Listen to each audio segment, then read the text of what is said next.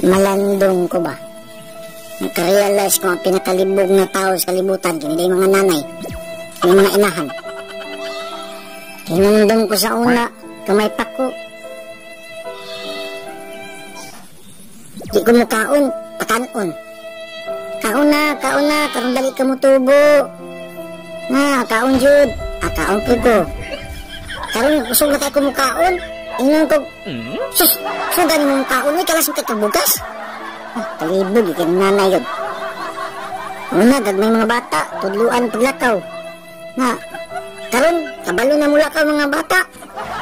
Kasaban, ingon daw, sus, tagana ka niyan. Sino mo lakaw? Kalibog yun, no?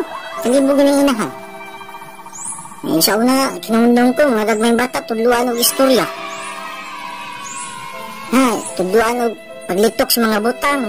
Papa, mama, kuya, ate, lolo, lula.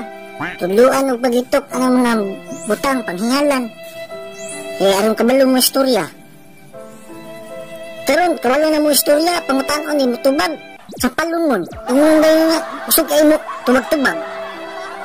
Kalibog yun. Hindi ko ang inahan yun. Kalibog. Sa una, mulaag lang kag gamay, apason kag bunal. Lamig kay dula atos plaza, apason kag bunal. Kuyod sa mong amigo, magdula ka. Patulugon ka. Sige nga matulog, patulugon ka. Karoon na dako na ka. Sige tagkatulog, ingon dayo na. High blood ka na, sige tagkatulog. Hindi kay, ayaw anam kinabuhi, sige katulog. Tapula na po kayo mo. Hindi ba kita painan yung mga inahan, no? Busa ka mo. Samtan na lang yung mga nanay, eh. Ika na sila, pinakalibog na tao na sa kalibutan. Hmm?